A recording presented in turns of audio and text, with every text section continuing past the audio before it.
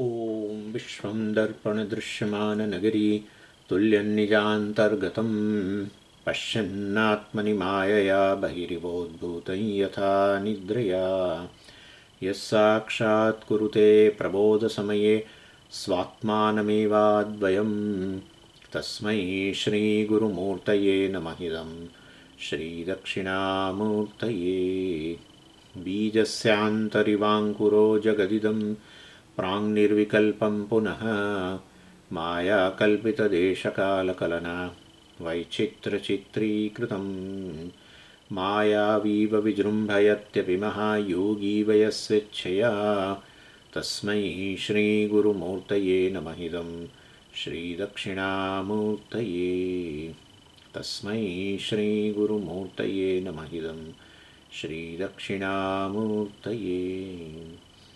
ॐ सहना भवतु सहनौ भुनक्तु सह वीर्यङ्करवावहै तेजस्विनावधीतमस्तु मा विद्विषावहै। ॐ शान्तिः शान्तिः शान्तिः। सदाशिवसमारम्भां शङ्कराचार्यमध्यमाम् अस्मदाचार्यपर्यन्तां वन्दे गुरुपरम्पराम्।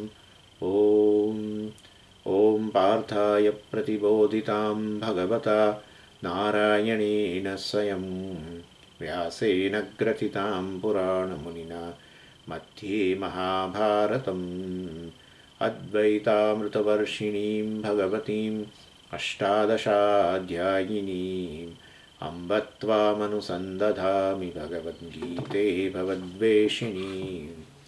यं ब्रह्मा वरुणेन्द्ररुद्रमरुतः स्तुन्वन्ति दिव्यैस्तवैः वेदैः साङ्गपदक्रमोपनिषदैः गायन्ति यं सामगाः ध्यानावस्थिततद्गतेन मनसा पश्यन्ति यं योगिनः यस्यान्तं न विदुःसुरासुरगणाः देवाय तस्मै नमः देवाय तस्मै। 62 श्लोक। तमेव शरणं गच्छ सर्वभावेन भारत तत्प्रसादात् परां शान्तिं स्थानं प्राप्स्यसि શાશ્વતમ। એટલે કર્મયોગનો ભગવાન સાર આપી રહ્યા છે અહીંયા। અને આગળના શ્લોકમાં 61મા શ્લોકમાં કહ્યું ઈશ્વર સર્વભૂતાનાં હૃદ્દેશેર્જુન તિષ્ઠતિ વગેરે વગેરે। અને હવે ભગવાન કહે છે કે જે ઈશ્વર સર્વના હૃદયમાં રહેલો છે જેને કારણે સર્વ પ્રવૃત્તિ શક્ય બને છે, જેને કારણે જોવાનું, સાંભળવાનું, બોલવાનું, ચાલવાનું બધી જ પ્રવૃત્તિઓ જેને કારણે શક્ય બને છે પરમેશ્વર પ્રત્યેકના હૃદયમાં અભિવ્યક્ત થયેલો જ છે। એ પરમેશ્વરને જ વાસ્તવની અંદર સર્વ કર્મો સમર્પિત કરવા જોઈએ। અને તમેવ શરણમ ગચ્છ, એ પરમેશ્વર જ વાસ્તવમાં કર્મફળ દાતા છે। પ્રત્યેક કર્મ જે છે બે પ્રકારના ફળ ઉત્પન્ન કરે છે। એક જે છે વાસ્તવની અંદર એક આપણે એને બે પ્રકારના ફળ એટલે બે પુણ્ય બે પ્રકારે ઉત્પન્ન કરે કર્મ કરીએ તો। એક છે પુણ્ય જે વાસ્તવની અંદર ભૌતિક સમૃદ્ધિ વગેરે તમને પ્રદાન કરે, એ પુણ્ય તમને ભૌતિક સમૃદ્ધિ સુખ સાધનના વિષયો જે છે એ પ્રાપ્ત કરાવે। અને બીજું પ્રકારનું પુણ્ય જે છે વાસ્તવમાં એ છેવટે આ આધ્યાત્મિક પ્રગતિ માટે જવાબદાર, એટલે જેને કારણે એમ ગણો ને કે આ ભગવદ્ ગીતાનો અભ્યાસ કરવાની તક મળે, એ વસ્તુ એ વિષયની સમજ પડે અને એ વસ્તુને ગ્રહણ કરવાને કારણે, જ્ઞાનને ગ્રહણ કરવાને કારણે આપણો વિકાસ પણ થાય આધ્યાત્મિક, તો એ પણ પુણ્યને કારણે છે। એટલે અહીંયા કહી રહ્યા છે એટલે ભગવાન આ રીતે કર્મફળ દાતા છે, ચિત્તશુદ્ધિ પ્રદાન કરે અને ભૌતિક સાધનો પ્રદાન કરે। એટલે ઈશ્વરને શરણે આપણે આ હંમેશા પેલો જે સંકલ્પ કરતા હોય છે મમોપાત સમસ્ત દુરિતક્ષય દ્વારા શ્રી પરમેશ્વર પ્રીત્યર્થમ, એટલે હવે અહીંયા જે પ્રકારનો સંકલ્પ કરો એને આધારે વાસ્તવમાં એ કર્મનું ફળ મળે। કર્મનું ફળ પુણ્ય ખરું, કારણ કે તમે પૂજા કરી વગેરે કે જપ કર્યો જે પણ, એટલે એનું ફળ તો ખરું પુણ્ય, પણ હવે તમે સંકલ્પ જેવો કર્યો એના આધારે ફળ મળે ને। સંકલ્પમાં જ તમે માગણી કરી હોય આવી બધી ભૌતિક વસ્તુઓની તો પછી એ પ્રકારે એટલે એ પુણ્ય પછી આપણે એને કહીએ કે આ જે ભૌતિક વસ્તુઓ પ્રદાન કરે એ પ્રકારનું પુણ્ય, આ કર્મફળ કહેવાય। અથવા તો આપણે અંતઃકરણ શુદ્ધિ વગેરેની અપેક્ષા રાખી હોય. મલ વિક્ષેપા વર્ણક્ષયાર્થમ સાધન ચતુષ્ટય સંપત્તિ પ્રાપ્તિ દ્વારા આત્મજ્ઞાન સિદ્ધ્યર્થમ હું આ બધું કરવા માટે, આ બધું પ્રાપ્ત થાય એના માટે હું આ પૂજા વગેરે કરું છું. તો પછી એ પ્રકારનું એ પુણ્ય જે છે વાસ્તવમાં તમારા આધ્યાત્મિક વિકાસનું સાધન બને. પરંતુ છેવટે આ તો ઈશ્વરની શરણાગતિ જ લીધી, કારણ કે એ જ કર્મફળદાતા છે, પ્રદાન કરનાર ગમે તે હોય, ભૌતિક કે આધ્યાત્મિક વસ્તુ. એટલે તમેવ શરણમ ગચ્છ, તું એ ઈશ્વરની શરણ જા. તમ એવ, તે ઈશ્વર એટલે, પણ તે ઈશ્વર એટલે શું? એટલે કે આગળના શ્લોકમાં તો કહ્યું ઈશ્વર સર્વભૂતાનામ હૃદ્દેશે અર્જુન તિષ્ઠતિ ભ્રામયન સર્વભૂતાની યંત્રારૂઢાની માયા. જેવી રીતે યંત્ર પર આરૂઢ થયેલું કોઈ વસ્તુ હોય ને કેવી ફરતી હોય, કેવી પ્રવૃત્તિશીલ હોય, એવી રીતે પરમેશ્વર પ્રત્યેકના હૃદયમાં બેઠો હોવાને કારણે શરીર, મન, બુદ્ધિ, ઇન્દ્રિયો બધું જ, પ્રાણ બધું જ એકદમ પ્રવૃત્તિશીલ થઈ ગયું છે. બ્રાહ્મણ એટલે ભ્રમિત કરે છે એવું નહીં, બ્રાહ્મણ અર્થાત એ સર્વને પ્રવૃત્તિશીલ બનાવ્યું. એટલે એ રીતે એ પરમેશ્વર જે છે, જેની અમે તમને વાત કરી 61મા શ્લોકમાં, એ પરમેશ્વરને તમ એવ, એ જ પરમેશ્વરને શરણમ ગચ્છ, એને શરણ જા. અને કેવા પ્રકારનું શરણ? સર્વભાવેને, સર્વભાવેને પૂરેપૂરી શ્રદ્ધા અને ભક્તિ સહિત, આપણે જેને કહીએ ને પૂરેપૂરું તમે તમારી જાતને એની અંદર પરોવી દો, એમ કહીએ ને આપણે, હોલ હાર્ટેડલી. સર્વભાવ એટલે અહીંયા ભાવનો અર્થ થાય છે આપણો ઈશ્વર પ્રત્યેનો આદર અને ભક્તિ અને શ્રદ્ધા. એટલે એને આધારે એવા ભાવ સહિત તું પરમેશ્વરને શરણે જા. મતલબ શરણે જા એટલે અહીંયા આપણને એમ કે અહીંયા રોજ આમ પેલું આ વાંકા વાળીને નમસ્કાર કરવાનો એ નહીં. અર્થાત પ્રત્યેક કર્મ તું એને સમર્પિત કર, જે પ્રત્યેકના હૃદયમાં અભિવ્યક્ત થયેલો છે, ચૈતન્યને અભિવ્યક્ત થયેલું છે, એને જ તું, જેના કારણે સર્વ પ્રવૃત્તિ શક્ય બને છે, જેને કારણે સર્વ ચેતનવંતુ બને છે, સેન્શન બને છે, જેને કારણે જીવન ધબકે છે, એમ કે આપણે જેને કારણે જીવન છે એવું કહો. એટલે એને તું શરણે જા, અર્થાત પ્રત્યેક કર્મ જે છે એને સમર્પિત કરે. શરણે જા કરીને અહીંયા કંઈ આપણના મનમાં શરણે જાય એટલે આપણને એમ થાય કે ભગવાન આમ ઊભો છે અને આપણે એને આમ પગે લાગી રહ્યા છીએ, એવું બધું નથી. આ પાછું આ એક ગરબડ થાય કે આપણે ભગવાન ક્યાંક આવી તો ઊભો હશે અને આપણે પ્રત્યેક કર્મ કરતાં પહેલાં એને આમ લાંબા થઈને પગે લાગવાનું, એવું બધું કંઈ છે નહીં. શરણનો અર્થ આવો જ છે કે તમે કર્મ જે કરો એને સમર્પિત થઈને કરો, અથવા કર્મફળ પ્રાપ્ત થાય ત્યારે એનો આભાર માનો કે આ એણે જ પ્રસાદ આપ્યો છે વગેરે વગેરે. એનું નામ શરણ્ય છે. એ શરણ્ય છે ને આપણે એનું શરણ લીધું છે એવું કહેવાય. એટલે પછી એવું થાય એટલે એનું શું થઈ જાય ખબર છે? પછી તમને ગમે તે જીવનમાં પરિસ્થિતિ પ્રાપ્ત થાય છે તો કર્મફળ, પ્રારબ્ધ બોલીએ, પ્રારબ્ધ એટલે કર્મફળ આપનારો ઈશ્વર, કર્મફળદાતા. એટલે પછી તમને જે મળે એમાં તમારે એનો હાથ જોવો પડે, એવું જ થયું ને પછી તો. અને એ હાથ જોવાનું એવો જો એનો હાથ જોઈએ તો પછી પ્રસાદ આવ્યો એના તરફથી તો પછી પ્રેમથી સ્વીકારીએ,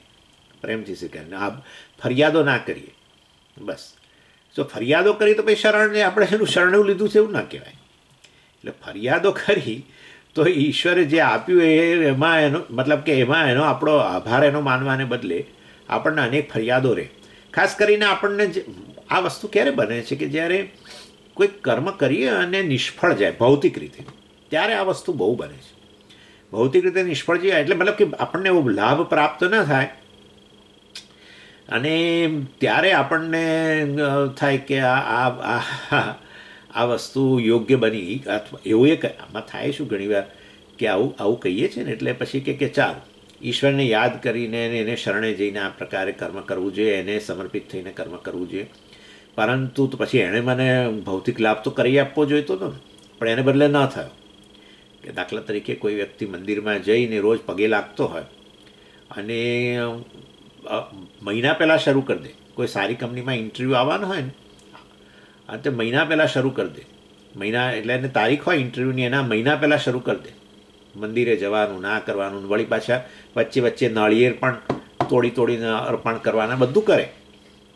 અને આખો મહિનો બધું કર્યું, ઇન્ટરવ્યૂ આપી દીધો અને એ લોકોએ કહું 2 દિવસ પછી જણાવીશું, અને 2 દિવસ પછી આવ્યો કે સોરી અમે તમને નહીં આપી શક્યા જોબ વગેરે, પતી ગયો. એટલો ગુસ્સો આવે ભગવાન પર કે ના પૂછો વાત. આનું નામ શરણાગતિનો અભાવ. એટલે પરમેશ્વરે જે આપ્યું એ એ ખરેખર મને યોગ્ય, તે એમાં શું યોગ્ય સ્વામી? કશું યોગ્ય ના કહેવાય. આવું ન મળે, નિષ્ફળતા આવે અને કેવી રીતે યોગ્યતા કહેવાય? ભૌતિક રીતે તો મળવું જ જોઈએ ને, મેં માગ્યું હતું એ તો.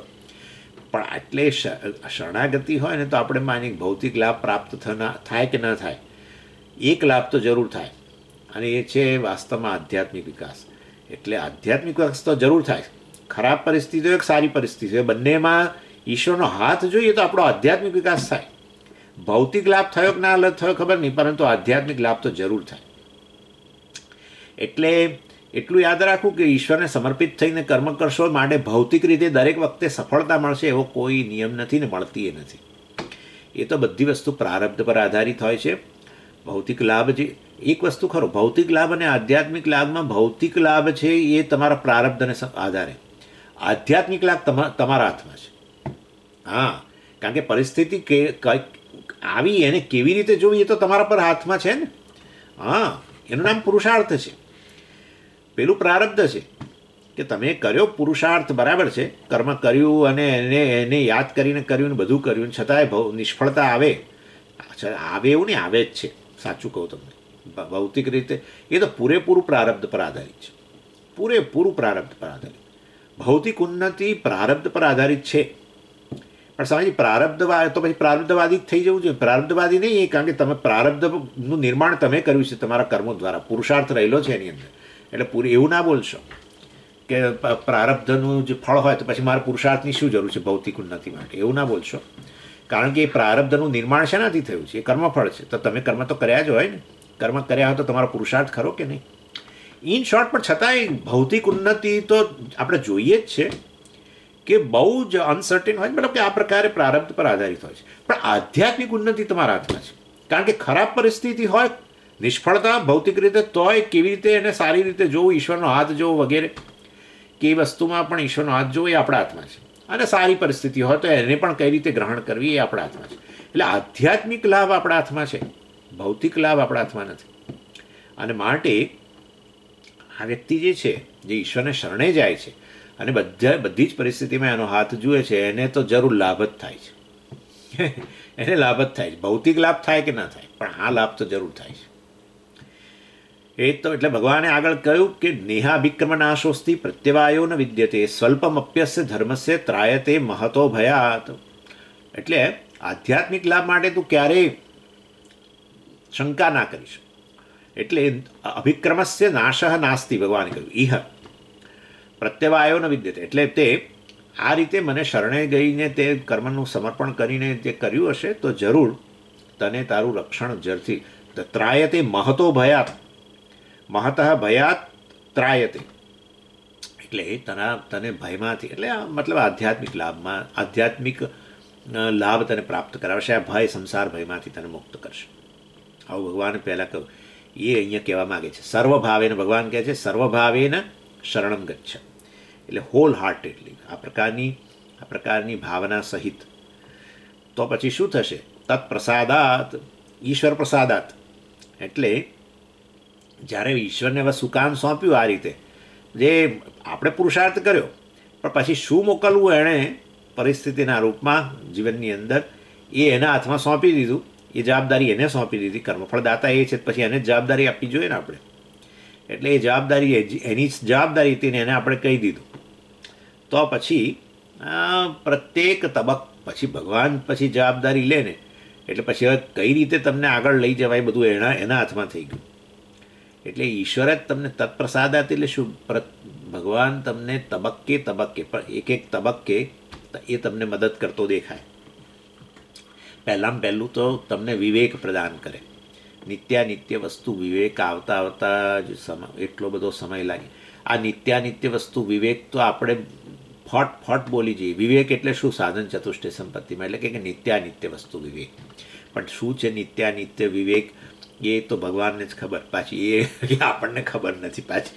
એટલે નિત્ય વસ્તુ ઈચ્છીએ છીએ જીવનની અંદર. કોઈ પણ આપણે જે ખરા અર્થમાં ઈચ્છીએ છીએ ને, પ્રત્યેક મનુષ્ય જીવનમાં જે ઈચ્છે છે સાચા અર્થમાં, એ તો નિત્ય વસ્તુ જ છે.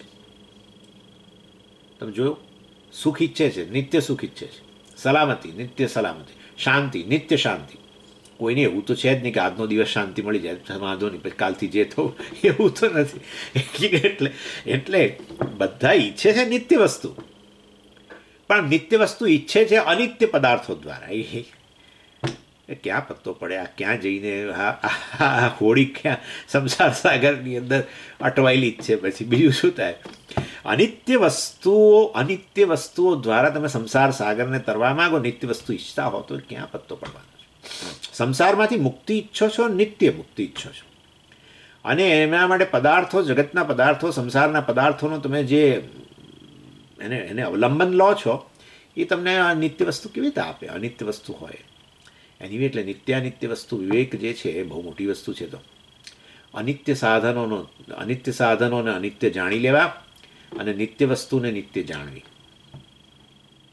પણ આવી નિત્ય વસ્તુ શું છે? તો નિત્ય વસ્તુ તો બ્રહ્મ છે, પણ એવું તો અમને કેવી રીતે ખબર પડે? એટલે એ તો શાસ્ત્ર દ્વારા જ ખબર પડે. એટલે સત્સંગત્વે નિસંગત્વમાં આવે ને. સત્સંગ કરો ત્યારે પછી તમને આ બધા અનિત્ય પદાર્થો છે, અનિત્ય જીવનના ધ્યેય છે, ધર્મ અર્થ કામ, ને એના પછી નિસંગત્વ, એના પ્રત્યે વૈરાગ્ય વગેરે જન્મે. એટલે ઇન શોર્ટ કહેવાનો આશય એવો છે કે આવો વિવેક, પણ આવી બુદ્ધિ આપણો વિવેક કરી શકે એવી મોકળાશ કોણ ઊભી કરે? પરમેશ્વર મોકળાશ ઊભી ક્યારે ઊભી કરે? તમેવ શરણમ ગચ્છ. ભગવાનને સમર્પિત થયા હોઈએ, એણે કર્મ કરવાનો આપણા હાથમાં, કર્મફળ તો આપનારો એ છે, એની જવાબદારી છે, દાતા છે. તો એટલે હવે જે પરિસ્થિતિ આપે એ તો મારા આધ્યાત્મિક લાભ માટે જ છે, ભલે ભૌતિક રીતે સફળતા હોય કે નિષ્ફળતા હોય. અને ભૌતિક રીતે નિષ્ફળતા આવશે અને આવશે જ. પ્રત્યેકના જીવનનો અનુભવ છે કે આપણે જેટલું ભૌતિક વસ્તુઓ ઈચ્છેલી છે બધી કંઈ પ્રાપ્ત થયેલી નથી. મળે, હા, એ પ્રારબ્ધના આધારે મળે છે, કેટલીક નથી મળતી, મતલબ પ્રારબ્ધ અંતર્ગત નહીં હોય. પરંતુ આ વસ્તુ મારા હાથમાં છે, આધ્યાત્મિક ઉન્નતિ, સફળતા નિષ્ફળતાની. સિદ્ધ્યો સમો ભૂત્વા સમત્વમ યોગ ઉચ્યતે. સિદ્ધ્યો સમો ભૂત્વા, સિદ્ધિ ને અસિદ્ધિ, સફળતા અને નિષ્ફળતાની અંદર સમો ભૂત્વા, એ આધ્યાત્મિક લાભ છે, સમત્વ. એટલે એ ભગવાનને આ પ્રકારે સમર્પિત થયા હોય એ શરણમ ગચ્છ સર્વભાવેન, કે જે કરશે શું પેલું કહે છે, જે હરિ કરશે તે મમ હિતનું. જે હરિ કરશે તે મમ હિતનું, એ મારા હિતમાં જ છે. આવો ભાવ આવી ગયો હોય તો પછી ભગવાન કહે છે હું આગળ પકડી લઉં છું. તત્પ્રસાદાત. હા, તત્પ્રસાદાત. પ્રસાદ એટલે એના અનુગ્રહને કારણે વિવેક ક્ષમતા આવે, વિવેક કરીએ, વૈરાગ્ય ઉત્પન્ન થાય, અને સમાધિ સટક સંપત્તિ અને એ બધી વસ્તુઓ ધીરે ધીરે આવે. તમે જુઓ છો કે એ ભગવાનના અનુગ્રહ વગર નથી મળતું. આ બધી વસ્તુઓ છે બોલવી જ સરળ હોય છે. મનની શાંતિને, મન ઉપલબ્ધ બને જ્યારે આપણે વાંચન કરતા હોઈએ, શ્રવણ કરતા હોઈએ, મનન કરતા હોઈએ, નિધિધ્યાસન કરીએ, ત્યારે મન આપણને ઉપલબ્ધ રહે, એને શમ કહેવાય. એ બધું વાક્ય બધા બહુ સરસ છે. પણ જ્યારે આપણે પરિસ્થિતિ, આપણે જાગ્રત કાળે જ્યારે આ બધું આપણે જોઈએ છે ને આપણું મન, ત્યારે પણ ખબર પડે છે કે આ શ્રવણ કાળે ઉપલબ્ધ નથી હતું. ને મનન ને નિધિધ્યાસનનો તો પ્રશ્ન જ નથી. નિધિધ્યાસન પ્રત્યેની ઘૃણા, ધ્યાન માટેની ઘૃણા જે છે એનું મુખ્ય કારણ જ આ છે કે આપણું મન એ વખતે જ બરાબર ફરે છે બધે. આમ નથી ફરતું. આમ જે જાણે ઉપલબ્ધ દેખાય, જેવું ધ્યાનમાં બેસો ને ફરવા માંડે છે, એટલે આપણે ઊભા થઈ જઈએ છીએ. એ ફરવાનું શરૂ કરે એટલે આપણે ઊભા થઈ જઈએ. સમજી, ધ્યાન માટે કંઈ ઘૃણા હોય એવું લાગતું નથી. જોઈ લો શિબિરોની અંદર 60 લોકો, 70 લોકો, 80 લોકો, 100 લોકો હોય ક્લાસમાં. એમાં થોડા તો ફિલ્ટર થાય પાછા, એ કંઈક બહાર ફરતા રહે, કરતા રહે, કંઈક ઓનલાઈન કામ કરતા રહે, બધું કરે. પણ ધ્યાનની અંદર 70-100માંથી 1 જ આવે, 10 લોકો જ બેસે. એનું શું કારણ હશે એ તો વિચારી લો. સમજી, આ ધ્યાન નથી ગમતું. બરાબર છે. કારણ કે ધ્યાન એટલા માટે નથી ગમતું કે ધ્યાનમાં તમારો સામનો કરવાનો આવે છે, અને વાસ્તવની અંદર એમાં એટલો બધી ઉથલ પાથલ જન્મે છે અને મન ફરવા માંડે. ઇન શોર્ટ, એટલે આ બધાની અંદર એનો થયો ઈશ્વરનો અનુગ્રહ જોઈએ. આપણાથી તો થતું જ નથી, એવું લાગે જ છે જાણે આપણા હાથમાં જ નથી. વિવેક, વૈરાગ્ય, આ સાધન ચતુષ્ટ સંપત્તિ. એટલે ઇન શોર્ટ તત્પ્રસાદ એટલે ભગવાન કહે છે જો તું એને સમર્પિત થઈશ તો એના પ્રસાદને કારણે, આના અનુગ્રહને કારણે વાસ્તવમાં તને આ બધી વસ્તુઓ એક એટલે ભગવાન છે ને એવું કે આ લોકો કે ભગવાન પ્રત્યેક તબક્કે ટિકિટ ખરીદે આપણા માટે, સાચી ટિકિટ ખરીદે, અને એક સ્ટેશનોમાં થઈને વિવેક વૈરાગ્ય વગેરે બધા સ્ટેશનોમાં થઈને ધીરે ધીરે ધીરે ધીરે એની છે કે એના સુધી આપણને લઈ જાય. આનું નામ શ્રદ્ધા, આનું નામ સર્વભાવ કહેવાય. એટલે આપણો ઈશ્વર પ્રત્યેનો શ્રદ્ધા, આદર કે આ પ્રેમ જો હોય તો આ વસ્તુનો ફટાક કરતો સ્વીકાર થઈ જાય. અને આમ છેવટે ઈશ્વર પાસે જાઓ, ઈશ્વરને ભેટી જાઓ તો શું પ્રાપ્ત થાય? શાશ્વતમ સ્થાનમ પ્રાપ્તસી, ભગવાન કહે છે. એટલે જીવનનું ધ્યેય પ્રાપ્ત થઈ ગયું, શાશ્વતમ સ્થાન, શાશ્વત સ્થાન પ્રાપ્ત થઈ ગયું. તદ વિષ્ણુ પરમમ પદમ, એટલે વિષ્ણુનું પદ પ્રાપ્ત થઈ ગયું, શાશ્વત સ્થાન પ્રાપ્ત થઈ ગયું. નિત્ય વસ્તુ ઈચ્છાતા નિત્ય વસ્તુ મળી ગઈ. શાશ્વત એટલે નિત્ય. અને એવી કઈ વસ્તુ છે? મોક્ષ. મોક્ષ બધા લોકો મોક્ષને નિત્ય જ કહે છે. બીજા ધર્મોમાં એ લોકો ભલે મોક્ષને કોઈ સ્થાન, સ્વર્ગ કહેતા હોય તો આ ઇટર્નલ હેવન, આ બધા પેલા ક્રિશ્ચનો ઇટર્નલ હેવન, બધા મોક્ષને તો નિત્ય જ માને છે. એટલે આપણે કહીએ છીએ નિત્ય. કર્મકાંડીઓ સ્વર્ગને, પણ એ સ્વર્ગને નિત્ય કહે છે. હા, ઇવન આપણા મિત્રો, પરમ મિત્રો, આ વૈષ્ણવ ભક્તો, એ લોકો કહે છે કે વૈકુંઠમાં જાઓ એટલે હંમેશ માટે તમે, અરે પણ શરીર આવું શરીર હોય ને છતાંય તમે શાશ્વત કહો છો? શરીર તો બધું અનિત્ય છે. તે કે ના, જુઓ, એવું છે કે ભગવાન છે ને તમને વૈકુંઠમાં બોલાવે ને ત્યારે તમને એવા માર્ગે લઈ જાય કે આખા માર્ગે બધી જળહળા થતી લાઇટો જ હોય બધી. આખા પેલો જીવ આ શરીર છોડીને જાય પછી જળહળા બધે આખા રસ્તે લાઇટો હોય બધે, શુક્લ ગતિ. હા, એટલે પછી કે છેક સુધી એનીવે. અને પછી એમ કે છેવટે વૈકુંઠ આવવાનું હોય ને એ પહેલાં એક નદી આવે, અને એ નદી, એનું નામ વિરજા નદી. અને એ વિરજા નદીની અંદર આ જીવને અંદર ડૂબાડે. એટલે વાસ્તવમાં ખરેખર તો જીવની પાસે એક સ્થૂળ શરીર તો હોય જ. એ સ્થૂળ શરીર વચ્ચેનું સ્થૂળ શરીર, અને એ સ્થૂળ શરીર લઈને ગયો માર્ગે, એટલે એને લઈ ગયા ભગવાનના દૂતો, વૈકુંઠમાંથી આવીને લઈ જાય. અને પછી એ નદીમાં એને નવડાવે, વિરજા નદીમાં. અને જેવો એ નદીમાંથી બહાર નીકળીને સ્નાન કરીને પેલા સામેના છેડે પહોંચ્યો ત્યારે એણે એની પાસે જે શરીર હોય એ નિત્ય બની જાય. બોલો.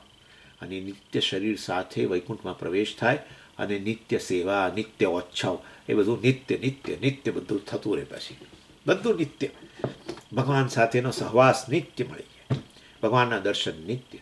અરે પણ એ જતો રહેશે ને ક્યાંથી જાય? અમે તમને કહ્યું તો ખરું, એને શરીર નિત્ય મળી ગયું. આનું નામ મોક્ષ.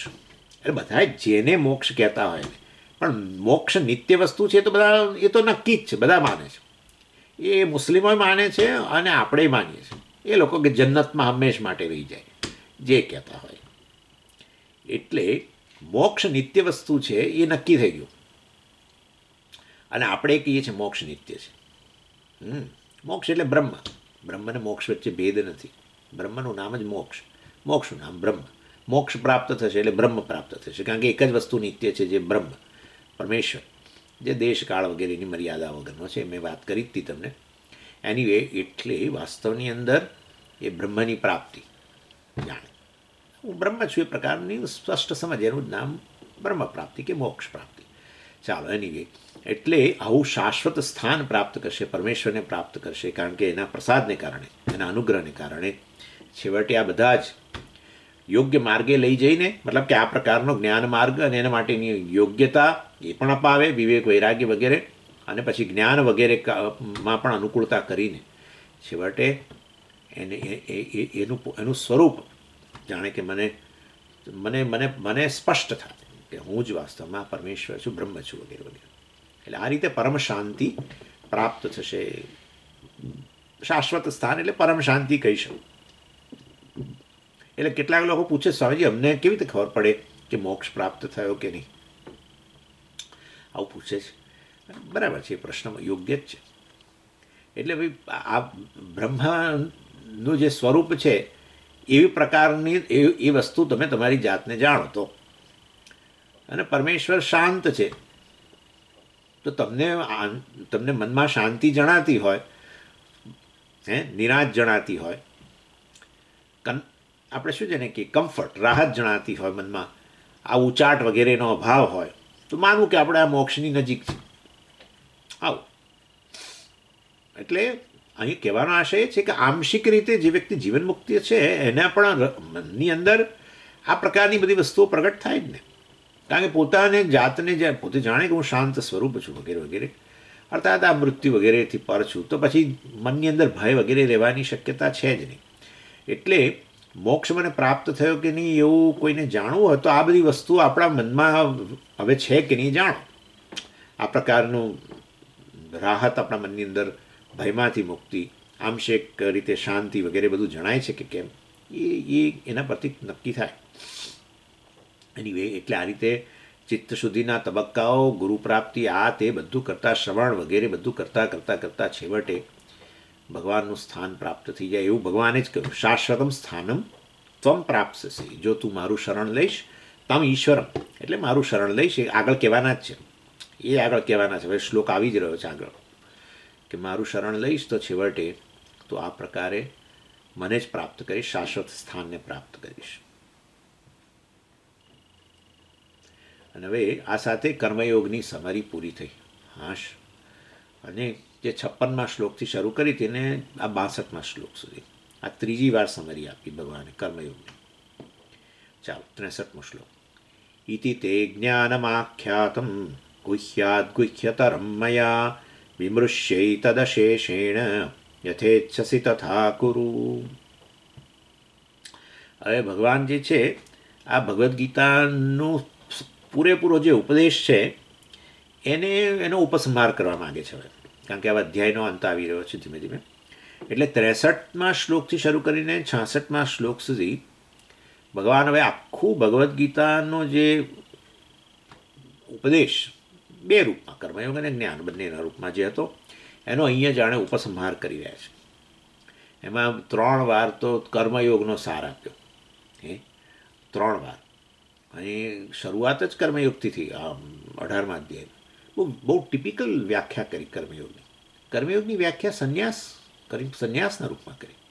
બોલો, અરે કર્મયોગ સંન્યાસ એટલે કર્મત્યાગ, અને તમે અહીંયા કર્મયોગમાં સંન્યાસ બોલો છો. કારણ કે આપણો મિત્ર ખરો ને, એણે પૂછ્યું, સંન્યાસ વિશે પૃચ્છા કરી. અર્જુન ખરો ને, આપણો મિત્ર છે ને, તો કારણ કે આપણે એના જેવા જ છીએ. આપણે બોલીએ આપણા મિત્રને આવું જ કહીએ, ઓ તું અમારા જેવો જ છું. એટલે એ રડે બિચારો પેલો આ શોક મોહથી ગ્રસ્ત. અને આપણે શાસ્ત્રનું શરણ લીધું, આ આચાર્યનું શરણ લીધું ને એણે આચાર્યનું શરણ લીધું. શિષ્યસ્તેહમ શાધિ મામ ત્વામ પ્રપન્નમ વગેરે વગેરે. એનીવે એટલે વાસ્તવની અંદર એણે પૂછ્યું સંન્યાસ વિશે. બોલો 18મા અધ્યાય આ પહેલાં ત્રીજા અધ્યાયથી જેણે શરૂ કર્યું છે સંન્યાસ વિશે, તે 18મા અધ્યાયમાં હજુ એને ચોખ્ખું થયું નથી લાગતું.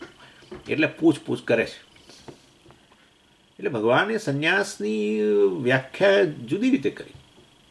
એમાં એમણે કહ્યું કે વાસ્તવની અંદર આ કર્મયોગ જ છે, એ જ સંન્યાસ છે, સાત્વિક સંન્યાસ, કે જેમાં રાગદ્વેષનો ન્યાસ થાય છે. માટે સાચો સંન્યાસ તો કે કર્મ, ભગવાને તો એવું જ કહેવું પડે ને. સંન્યાસ એટલે કર્મનો ત્યાગ, તો એ તો તૈયાર જ બેઠો છે, એ તો એને કરવું છે, યુદ્ધ છોડવું જ છે. એટલે ભગવાન જાણે છે કે આ વસ્તુ યોગ્ય નથી, એના માટે ભગવાને કહ્યું કે આ કર્મયોગ જ સંન્યાસ છે. 5મા અધ્યાયમાં કહ્યું, જ્ઞેયસ્ય નિત્ય સંન્યાસી યોન દ્વેષ્ટિ ન કાંક્ષતિ. આ કર્મયોગી જે રાગદ્વેષમાંથી મુક્ત છે એ જ સંન્યાસી જ છે, નિત્ય સંન્યાસી. રાગદ્વેષનો ત્યાગ કરવો બહુ અઘરો છે. કર્મનો ત્યાગ તો બધાય કરી દે, રાગદ્વેષનો ત્યાગ અઘરો છે. માટે સાચો ત્યાગ કરનારો સંન્યાસી તો એ જ છે. એટલે ભગવાને કર્મયોગનો સાર આપતા સાત્વિક સંન્યાસને જ કર્મયોગ કર્યો શરૂઆતમાં, 18મા અધ્યાયની શરૂઆતમાં. એમાં અર્જુનનો પ્રશ્ન હતો જ, જો કે સંન્યાસ અને ત્યાગ વચ્ચેનો ભેદ વગેરે વગેરે. એનીવે એટલે કર્મયોગનો સાર શરૂમાં આપ્યો. પછી ફરી કર્મયોગનો સાર હું તમને ખાલી કહી દઉં છું, સમજી. તમે કહો છો 3 વાર આપ્યો, તો ક્યાં આપ્યો? એટલે પહેલાં શરૂઆતમાં આપી દીધો. પછી બીજી વાર કર્મયોગનો સાર આપ્યો, અને પછી ત્રીજી વાર પાછો બીજી વાર સાર 41થી 49માં આપ્યો. અને ત્રીજી વાર સાર 56 થી આ 62 આપણે હમણાં જોઈ ગયા એમાં આપ્યો. જ્ઞાનયોગનો સાર એ ભગવાને 2 વાર આપ્યો.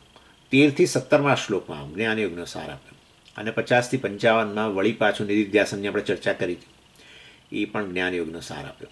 અને આ રીતે વાસ્તવમાં ભગવાને 3 વાર બંને વિષયો, ભગવદ્ ગીતાનો વિષય જ કર્મયોગ ને જ્ઞાનયોગ, એ બંનેનો સાર તો ભગવાને 3 વાર 3 વાર ને 2 વાર, કર્મયોગનો 3 વાર ને જ્ઞાનયોગનો 2 વાર એવી રીતે આપી દીધું.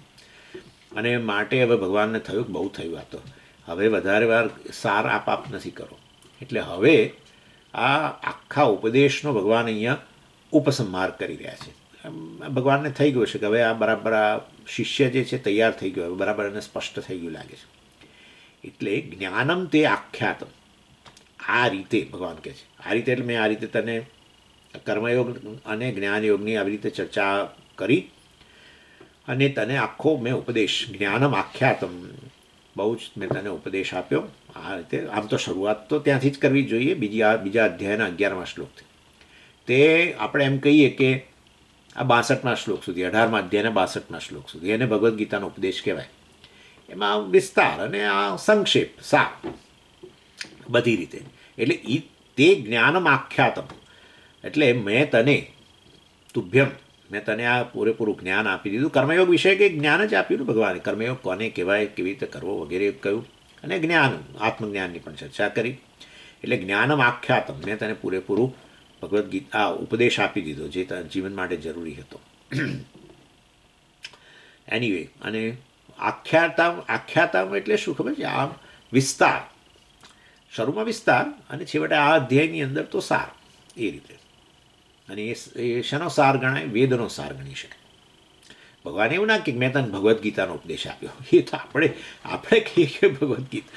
ભગવાન તો એમ કે મેં તને પૂરેપૂરો શાસ્ત્રનો ઉપદેશ પ્રદાન કર્યો, જેના કારણે તારો શોકમોહ દૂર થઈ જાય. શોકમોહનો પ્રશ્ન જે છે ને એ વાત, આમ તો અર્જુને કે આત્મજ્ઞાન માગ્યું નહોતું. બતાવો તમને પહેલા અધ્યાયમાં કે બીજા અધ્યાયના 10 શ્લોકમાં ક્યાંય જો એવું બોલ્યો હોય, સમ ખાવાય બોલ્યો હોય કે મને આત્મજ્ઞાન આપો, મને આત્મજ્ઞાન આપો, આવું કંઈ એણે કહ્યું નથી. એણે કહ્યું મને તો આ ધર્મ સંમૂઢ ચેત, મને તો આ ધર્મ વિષયક અધર્મ, આવા યુદ્ધ કરવું કે ન કરવું, કરીએ તો આ બધા લોકોનું મરણ થશે ને એમાંથી પાપ લાગશે. અને હું ન કરું તો કે ક્ષત્રિય તારો ધર્મ તું માંથી ચ્યુત થઈ ગયો. હું કહું છું કે મારે સંન્યાસ લેવો, તમે કશો અધર્મ છે તો. અને યુદ્ધ કરીએ તો આ બધી હિંસા થાય છે, મને તો એ જ અધર્મ દેખાય છે. એટલે અધર્મ વિષયમાં જ મારી તો ગેરસમજ છે. એટલે તમે મને જે હોય સ્પષ્ટ કહો, એવું એણે તો કહ્યું હતું. તો ભગવાનને વળી શું થયું? તો આત્મજ્ઞાનની વાત કરવા માંડી. કારણ કે અધર્મ વિશે અર્જુનને પ્રશ્ન હોય એવું કંઈ એવું છે નહીં. સાચું કેમ? કારણ કે પાંડવોનું નામ જ ધર્મ. એમનો મોટો ભાઈ, આપણા મિત્રનો મોટો ભાઈ જ ધર્મપુત્ર. 13 વર્ષ સુધી એ લોકોએ વિચાર કર્યો કે આ લોકોએ આપણું રાજ્ય છીનવી લીધું છે, હવે એમની સામે યુદ્ધ કરવું એ ધર્મ છે કે અધર્મ છે? કેટલું કન્સલ્ટેશન ચાલ્યું. હા, નહીં તો સીધું પહેલા જ વર્ષે 13 વર્ષ રાત જોવાની શું કરવા હોય? જેવા અમને બહાર કાઢ્યા એમની સાથે જ એ લોકોએ તીર તાકવા જોઈતા હતા. બધો વિચાર કર્યો, ખરેખર આ યુદ્ધ કરીશું, બીજા ક્ષત્રિયો બધા ઇન્વોલ્વ થશે ને આ મોટા પાયે હિંસા થશે ને માટે આ ગણાય કે ન ગણાય? આ ધર્મયુદ્ધ કહેવાશે કે અધર્મયુદ્ધ કહેવાશે? હિંસા થશે આટલી બધી. કેટલો વિચાર કર્યો, ભગવાનને મોકલ્યા ને આ હસ્તિનાપુર ને આ બધું બહુ. એટલે ધર્મ વિષય અર્જુનને એને કશી સૂઝ નથી, આવું નહીં. મોટું લાંબુ લચક તો લેક્ચર આપ્યું ભગવાનને પહેલા અધ્યાયમાં ધર્મ વિશે. દુર્યોધન વગેરે હોય તો આપણે તરત માનીએ કે આ ધર્મ શું છે એને ખબર નથી. એણે કહ્યું ખરું, જાનામી ધર્મમ નચમે પ્રવૃત્તિ, જાનામી અધર્મમ નચમે નિવૃત્તિ, કેનાપી હૃદય સ્થિતેન દેવેન, કેનાપી દેવેન હૃદય સ્થિતેન, એક્સેટ્રા એક્સેટ્રા. એટલે કૌરવો ધર્મ વિષય એક પ્રશ્ન હોય, એ લોકોને શંકાઓ હોય, એ સમજી શકાય.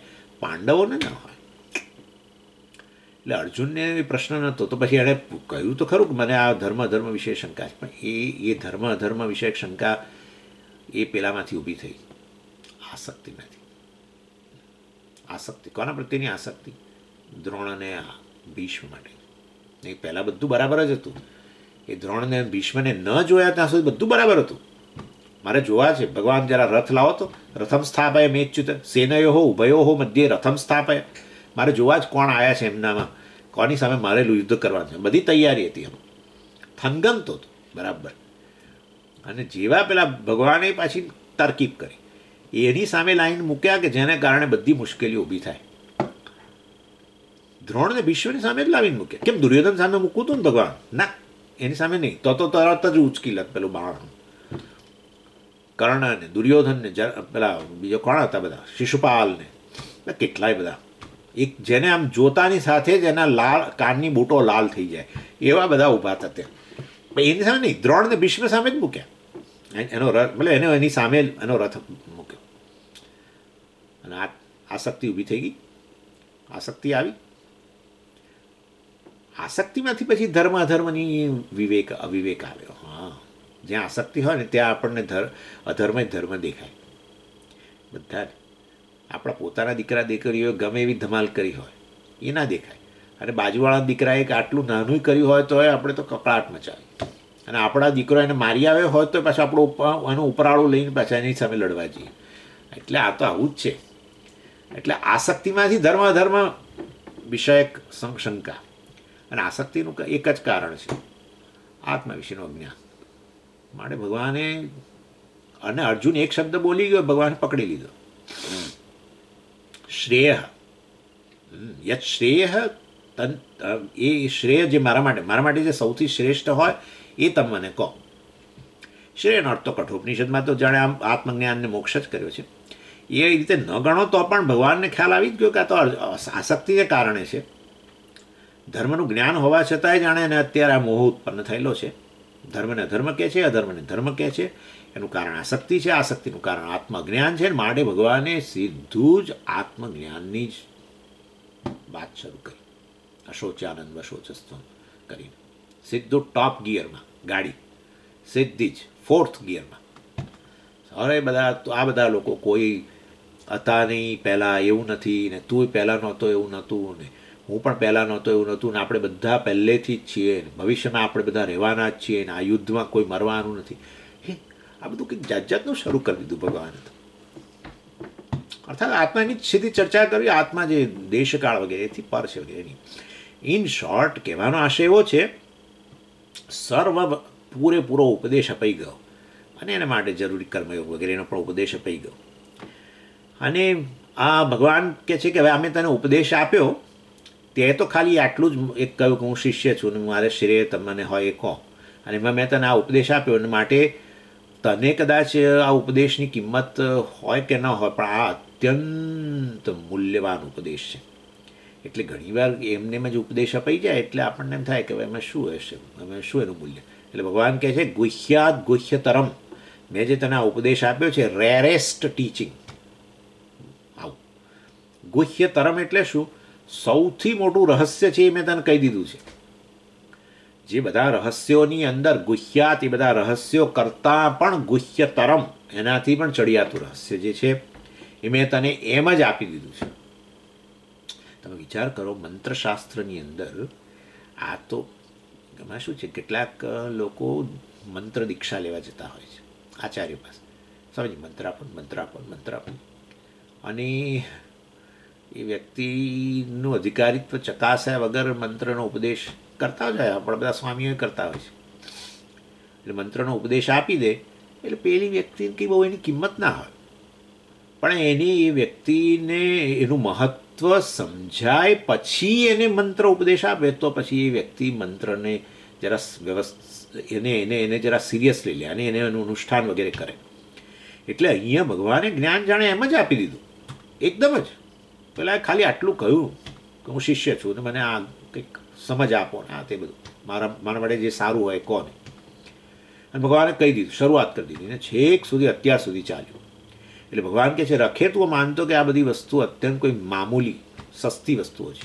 ગુહ્યાત ગુહ્યતરમ, ભગવાને 8મા અધ્યાયમાં જો કે કહ્યું આ વસ્તુ અત્યંત ગુહ્ય, રાજવિદ્યા રાજગુહ્યમ પવિત્રમિદમુત્તમમ, અત્યંત પવિત્ર જ્ઞાન જે તને પવિત્ર કરે એવી વસ્તુ, ઉત્તમમ શ્રેષ્ઠ જ્ઞાન મેં તને પ્રદાન કર્યું છે. અને એ રાજવિદ્યા રાજગુહ્યમ જે બધા કિંગ આપણે કહીએ top secret, king of secret, ચાલો રાજગુપ્ત એટલે એનીવે, એટલે મેં તને આવું જ્ઞાન પ્રદાન કર્યું છે. અને અર્જુનનો તો સામાન્ય જ પ્રશ્ન હતો, મારે યુદ્ધ કરવું કે ન કરવું. આ તદેકમ વદ નિશ્ચિત્ય શ્રેય શ્રેયોહમ અહમ આપનું આમ, મારા માટે જે શ્રેય હોય એ જ મને કહો, શું કરવું, યુદ્ધ કરવું કે ન કરવું. એમાંથી ભગવાન આટલું બધું કહી દીધું. એટલે એમ કહેવાનો આશય એ છે કે આવું મેં તને જ્ઞાન પ્રદાન કર્યું છે જે અત્યંત મૂલ્યવાન છે, અને એને તું જીવનમાં લાવ. અને પછી ભગવાન જાણે કહી રહ્યા છે કે હું તને જાણે કહેવા નથી માગતો, પણ હવે તારે જે કરવું હોય કર. યથેચ્છસી તથા કુરુ. હવે એ પાઠ આ બહુ મહત્વની વસ્તુ છે. યથેચ્છસી તથા કુરુ અર્થાત તું એક વિચારશીલ વ્યક્તિ છું, તને બુદ્ધિ પ્રદાન કરવામાં આવી છે, અને વાસ્તવની અંદર તારે જીવનમાં હવે જે નિર્ણય લેવાનો છે મેં તો તને આપી કહી દીધું, કર્મયોગ જ્ઞાનયોગ વગેરેની વાત કરી દીધી. તારે યુદ્ધ કરવું ન કરવું એ પણ હવે તારા પર છે. તારે હવે મને પૂછવાનું ના હોય, કારણ કે એ તારા મનની અંદર જે મોહ હતો કે આ કરવું ના કરવું, અધર્મ કહેવાય કે ધર્મ કહેવાય, આ યુદ્ધ વગેરે, આ પૂરેપૂરી મેં તને સમજ આપી દીધી છે. હવે શું કરવું એના માટે તું મારા તરફ ના જોઈશ. આવું ભગવાને એ સ્પષ્ટ કહી દીધું. યથા ઈચ્છસી તથા કુરુ. એટલે આપણે આ જ વસ્તુ જોઈએ જ છે. જે વ્યક્તિ બીજાઓની સલાહને આધારે જીવન જીવતો હોય તો પછી એ વ્યક્તિ ખરેખર મનુષ્ય કહેવાય કે ન કહેવાય એ પ્રશ્ન છે. કારણ કે મનુષ્યને ભગવાને વિવેક શક્તિ આપી, બુદ્ધિ આપી જ છે પ્રત્યેક મનુષ્યને, અને એવા સંજોગોની અંદર આપણે અન્યની સલાહને આધારે ચાલીએ, એનો અર્થ કે આપણે આપણી બુદ્ધિનો ઉપયોગ કરતા નથી, તો આપણને આપેલી આ શક્તિ વિવેક શક્તિ છે, થિંકિંગ પાવર જેને કહી શકીએ, વિચાર શક્તિ જે છે એનો આપણે ઉપયોગ કરતા નથી, એવો અર્થ થઈ જાય. એટલે આપણે પશુઓ જેવા નથી કે પેલા પપેટ પૂંથળી જેવા નથી. પ્રત્યેક મનુષ્યને વિચાર શક્તિ પ્રદાન કરવામાં આવી છે, અને માટે મારા જીવન વિશેના નિર્ણયો છે મારે જ લેવા જોઈએ. એટલે નાની નાની વસ્તુમાં પણ સમજો કેમ કહો છો, મારે એક ટોપિક ચર્ચો છે એટલા માટે છે. નાની નાની વસ્તુઓની અંદર પણ આપણે મા બાપ વગેરેને કે બધાને પૂછતા રહેતા હોઈએ છીએ. એટલે અહીંયા એમાં કહેવાનો આશય નથી કે ન પૂછવું વગેરે જોઈએ, પરંતુ તદ્દન સામાન્ય વસ્તુ હોય કે જેના માટે હવે તમે છતાંય પત્ની કે પત્ની પતિને કે પછી મોટા વડીલો હોય, ગુરુ હોય, મા બાપ હોય, બધું એક એક નાની નાની વસ્તુમાં પૂછવાનું એ યોગ્ય નથી. જોકે મા બાપ ઈચ્છે છે એની ચર્ચાઓ પછી કરવાનો છું. એટલે હવે 60 વર્ષ આપણા પૂરા થયા છે અને ષષ્ઠ્યબ્દ પૂર્તિ ઉજવાઈ રહી હોય, અને ત્યારે હવે એ ફંક્શન કરવા માટે નાનામાં નાની વસ્તુમાં એ મા બાપને પૂછવું હોય તો એમાં પૂછવા જાઓ તો એ પછી એનો અર્થ કે આપણી બુદ્ધિનો તો ઉપયોગ કરવો જ નથી, અન્યની બુદ્ધિ જ ચાલુ છે એવો અર્થ થઈ ગયો. એટલે શું સાચું છે શું ખરાબ છે એ બધા વસ્તુની અંદર આ જરૂર વડીલો વગેરેને પૂછી શકાય, પરંતુ છેવટે બધાને સાંભળ્યા પછી પોતાની વિચાર શક્તિનો ઉપયોગ કરીને શાસ્ત્ર છે, આ છે, આચાર્યો છે, મા બાપ છે, બીજા વડીલો છે, કોઈ એવા મોટો નિર્ણય લેવો હોય ત્યારે જરૂર પૂછી શકાય. પણ નાની નાની વસ્તુઓની અંદર પણ આવી રીતે આપણે ગુજરાતીમાં કંઈક આવું કહે છે કે પાણી પીવું હોય તો મા બાપને પૂછે, પત્નીને પૂછે કે પતિને પૂછે, એના જેવી વસ્તુ છે. એ જાણે ભગવાન અહીં એ વસ્તુને નિરાકરણ કરી દે છે. આટલો બધો પ્રિય કહેવાના છે જો આગળ ઇષ્ટોસી મેં સખા ચેતી, ઇષ્ટ તું મારો અત્યંત પ્રિય છું એટલે મેં તને આ બધું આપ્યું છે જ્ઞાન. યથેચ્છસી તથા કુરુ.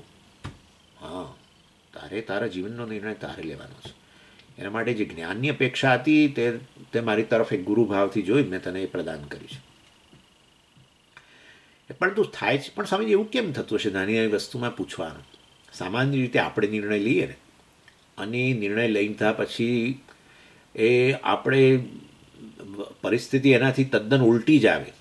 આપણને એમ કે આ વસ્તુ આવી રીતે બનશે એમ માનીને નિર્ણય લીધો, અને પરિસ્થિતિ તદ્દન ઉલટી આવે તો પછી એ ઉલટી પરિસ્થિતિનો સામનો કરવાની આપણી ક્ષમતા નથી હોતી. એટલે આપણે નિર્ણય લેવાનું આપણે બીજા પર છોડી દઈએ. એટલે આપણા હૃદયની અંદર પછી પેલી એક ગિલ્ટ ન રહે કે મેં આ નિર્ણય લીધો ને, જો મારે આ સહન કરવાનો આવ્યો, મેં ખોટો નિર્ણય લીધો વગેરે. એટલે આપણે નિર્ણય જ બીજા પર નાખી દઈએ, એટલે બ્લેમ એના પર નાખી. તમે કહ્યું મેં જો આ કર્યું પણ આવું થયું, આ કહીએ કે ના કહીએ પણ મનમાં તો આપણને એ તો હોય કે મેં તો નિર્ણય લીધો નથી, મારો નિર્ણય હોય તો મારી જવાબદારી આવે, બીજાએ નિર્ણય લીધો માટે એની જવાબદારી. એટલે પરિસ્થિતિ ઉલટી આવે તો એને સહન કરવાની ક્ષમતા આપણી ન હોય ને ત્યારે જ આ વસ્તુ વધારે બને છે.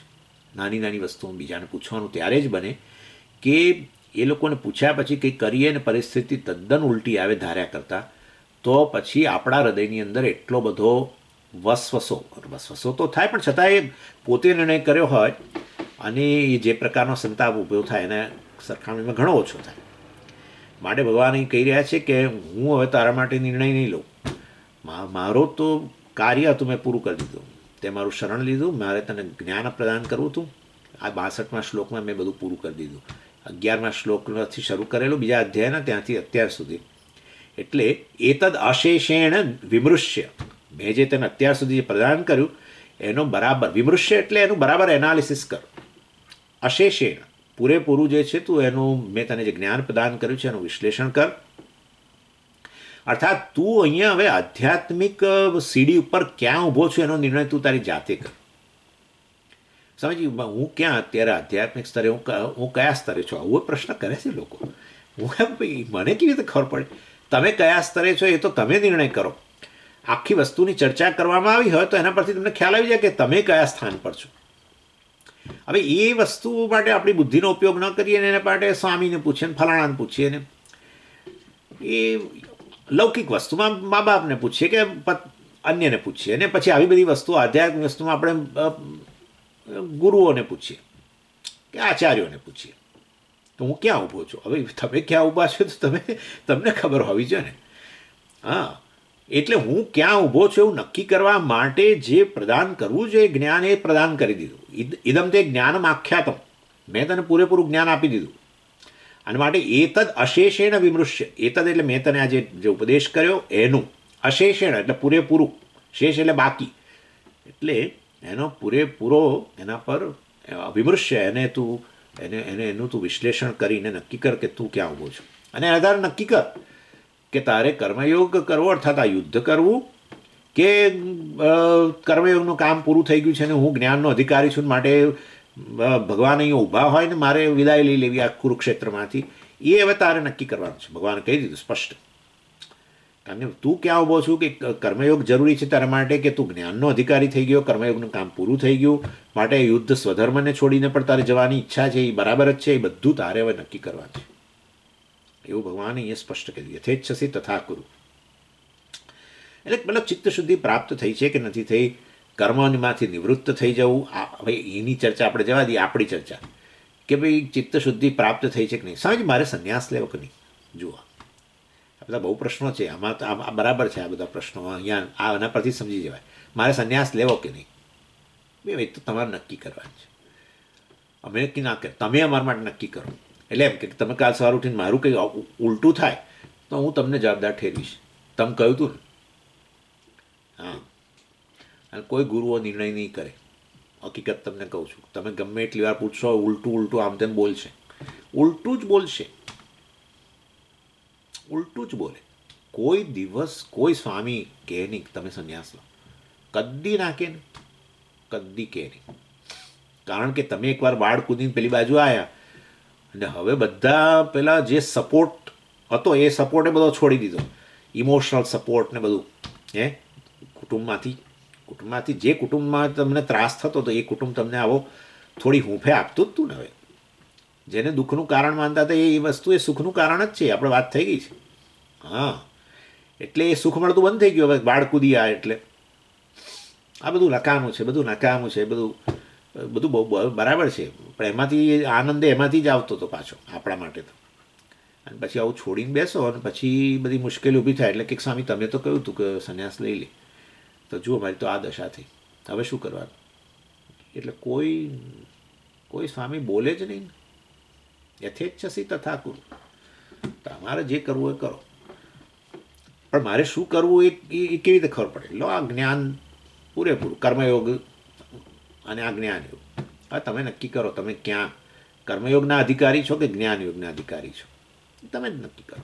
જ્ઞાનયોગના અધિકારી મતલબ સંન્યાસ, કર્મયોગના અધિકારી મતલબ ગૃહસ્થ. That's it, simple. આવું છે.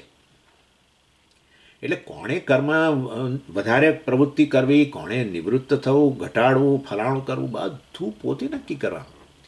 કોઈ દિવસ કોઈની બુદ્ધિએ ચાલવું નહીં. જરૂર અહંકારીને બનવાની વાત નથી, અહંકારી બનવાની વાત જ નથી અહીંયા. મોટા નિર્ણયોમાં જરૂર બીજાઓને પૂછી જ શકાય, કન્સલ્ટ કરી જ શકાય, પણ છેવટે નિર્ણય તો આપણે જ કરવાનો. અન્ય કોઈ આપણા માટે નિર્ણય કરે એ મનુષ્ય નહીં. મનુષ્યએ પોતાને બુદ્ધિ આપેલી છે, એટલે એણે પોતે નિર્ણય કરવાનો. કોઈ દિવસ એવું હોય છે, એવું કહે છે, આ સ્વામીજી કહેતા હતા કે કોઈને માટે, બધા સાધકો માટે એક સરખી એડવાઇસ હોતી નથી. આવું તો જોયું છે મેં અમદાવાદમાં. આગળ જે મળવા જાય સ્વામીજીને, એને કંઈક લગ્ન કરી લે, પછીનો જાય લગ્ન એ તો એને કે તો વેઇટ કર. આવું કે બંને અપરિણિત છે, એકને કે રાહ જો, આ બધું સ્પષ્ટ થાય તો પછી તું જ્ઞાનને સમર્પિત થઈ શકું છું, આ બધું તું સ્પષ્ટ કર, આમ તેમ. પેલા આગળ જે ગયો એને કે તું લગ્ન કરી લે. આવું કે એટલે એકને ધ્રાસકો પડે ને બીજાને બે તદ્દન બનેલું છે. આવું આ તો હકીકત કહી રહ્યો હતું. આવું થાય છે. એક યુનિફોર્મ એડવાઇસ હોય જ નહીં. સમજી, પહેલાં તો તમે આવું કહ્યું હતું, મને કેમ આવું કહ્યું? આવું હોય જ નહીં. આવો પ્રશ્ન જ ન કરવો જોઈએ. કારણ કે જેવી રીતે આ ડૉક્ટર વગેરે જે હોય છે, કે જેટલા લોકોને હેડેક થતો હોય બધાને કહી દે એસ્પિરિન લેવા માંડો. એટલે ભાઈ હેડેકના 2500 કારણો છે. કોઈને બ્લડ પ્રેશરને લીધે હોય, કોઈકને માટે, કોઈકને ખરેખર સાચું કોઈને માટે, કોઈને હેડેક એટલે થાય છે કે પત્ની કારણ હોય છે, કે પતિ કારણ એટલે લીધે થાય. સવારે ઉઠીને જ યાદ આવે કે હે પાછું આજે બરાબર બધું સાંભળવું પડશે, એટલે લીધે હેડેક થઈ જાય છે. સાચા અર્થમાં હેડેક થાય, એ પેલું જે ટેન્શન ઊભું થાય ને. એટલે કોઈને માટે પુત્ર કારણ હોય, અરે કોઈને માટે બ્લડ પ્રેશર કારણ હોય, કોઈને માટે બીજું કારણ હોય. કેટલા કારણો, 2500 મને કોઈ કે કહું 2500 કારણ છે હેડેક થવાના. કોઈને માટે પેટની તકલીફો વગેરે. અને બધાને ડૉક્ટર એક જ યુનિફોર્મ એડવાઇસ, એસ્પિરિન લેવા માંડો, કે ફલાણું લેવા માંડો, જે આપણું પેલું પેરાસિટામોલ લેવા માંડો. ખોટું છે ને, તો ખોટું જ છે. કોઈ દિવસ ના હોય. જેવો પેશન્ટ એવી સલાહ, જેવો પેશન્ટ એવી સલાહ. મને આજ તક મળી છે, જો કે અત્યારે તક મારે ગુમાવવી પડશે, પણ આ બહુ જ લોકો મને પૂછપૂછ કરતા છે, શું કરું, છોડી દઉં બધું, આમ કરું તેમ કરું. તમારા પર છે. એક જણ તો મને કહે છે કે સ્વામીજી તમે સિદ્ધ કર્યું. મેં શું? કે જવાબદારીમાંથી છૂટી જવા માટે આ આશ્રમ છે એ તમે સિદ્ધ કરી આપ્યું. કે હું તમને આટલું પૂછું છું, આટલું સિરિયસલી, અને તમે જવાબ આ રીતે નથી આપતા, એટલે તમે જાણ જવાબદારી લેવા માગતા જ નથી, તમે ભાગેડું છો. મતલબ એ પ્રકાર એટલા બધા અકળાઈ ગયેલા એમના ગ્રસ્થાશ્રમની અંદર કે ખાલી સ્વામીના શબ્દની જ રાહ જોઈ રહ્યા હતા. સ્વામી ખાલી બોલે કે સંન્યાસ લઈ લો, બસ આમ કૂદવા માટે તૈયાર હતા. એવી સ્થિતિમાં હતા, એ મને ખબર છે. એટલે મેં કશો જવાબ ગોળ આપ્યો. એટલે પછી બધો ગુસ્સો જે હતો એમના ગૃહસ્થાશ્રમનો એ અહીં આવ્યો. યથેચ્છસી તથા કુરુ. ઓમ પૂર્ણમદ પૂર્ણમિદમ પૂર્ણાત પૂર્ણમુદચ્યતે પૂર્ણસ્ય પૂર્ણમાદાય પૂર્ણમેવાવશિષ્યતે. ઓમ શાંતિ શાંતિ શાંતિ. હરિ ઓમ શ્રી ગુરુભ્યો નમઃ. હરિ ઓમ.